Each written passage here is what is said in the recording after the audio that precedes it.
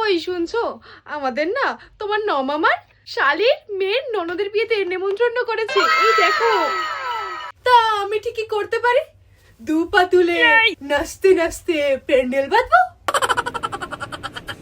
আহা ফালতু বলো তো, যেতে হবে তো নাকি?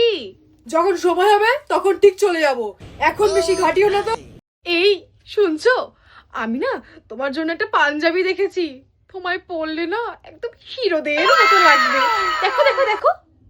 তাই নাকি? তাহলে অর্ডার দাও। কত টাকা লাগবে বলো? দাও, 4,000 টাকা দাও। 4,000 টাকা? একটা একটা পাঞ্জাবির দাম 4,000 টাকা? হ্যাঁ না মানে ওই পাঞ্জাবিটা নিতে গেলে না একটা সেমি বেনারসি শাড়ি নিতে হবে, ওই বেনারসি শাড়িটার সাথে না পাঞ্জাবিটা ফ্রি। দাও না 4,000 টাকা।